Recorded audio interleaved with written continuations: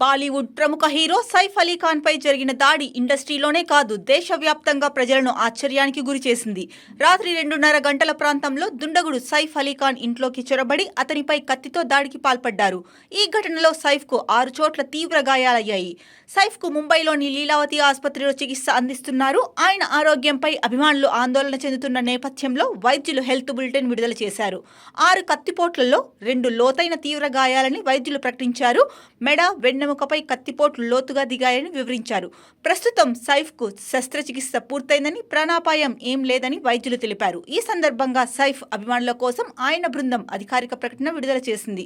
అయితే ఈ దాడి జరిగిన సమయంలో ఇంట్లో సైఫ్ అలీ ఖాన్ ఒక్కడే ఉన్నట్లు తెలుస్తోంది. కరీనా కపూర్ దాడి జరిగిన రోజు రాత్రి కరిష్మా కపూర్, సోనం కపూర్, రియా కపూర్లతో కలిసి ఓ పార్టీకి వెళ్ళింది. సోషల్ మీడియాలో పార్టీ చేసుకుంటున్న ఫోటోను షేర్ చేసి దానికి గర్ల్స్ నైట్ ఇన్ అని క్యాప్షన్ పెట్టింది. కనుక దాడి జరిగినప్పుడు ఆమె ఇంట్లో లేదని తెలుస్తోంది.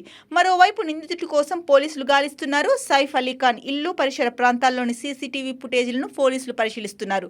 నటుడి ఇంటికి 2 ద్వారాలు ఉన్నాయి. 4 గార్డులు పనిచేస్తున్నారు. అయితే ఆ దొంగ ఎలా వచ్చాడన్న ప్రశ్న తలెత్తుతోంది. ఇంట్లో ఎవరైనా సహాయం చేశారా అనే ప్రశ్న కూడా ఉంది. ఈ కేసును విచారించేందుకు ముంబై పోలీసులు 7 బృందాలను ఏర్పాటు చేశారు. సైఫ్ పై జరిగిన దాడిని దర్యాప్తు చేయడానికి క్రైమ్ బ్రాంచ్ బృందం మొదట సైఫ్ ఇంటికి చేరుకొని అక్కడి నుంచి 3 ఉద్యోగులను ప్రశ్నించడం కోసం అదుపులోకి తీసుకుంది. కాగా మెగాస్టార్ చిరంజీవి, జూనియర్ ఎన్టీఆర్ ఈ ఘటనపై స్పందిస్తూ విచారం వ్యక్తం చేశారు. సైఫ్ పై దాడి నన్నెంతగానో కలిచివేసిందని, తాను త్వరగా కోలుకోవాలని కోరుకుంటున్నానని చిరంజీవి పోస్ట్ చేశారు. మరోవైపు జూనియర్ ఎన్టీఆర్ దాడి గురించి తెలిసి షాక్ అయ్యా. ఇది చాలా బాధాకరం.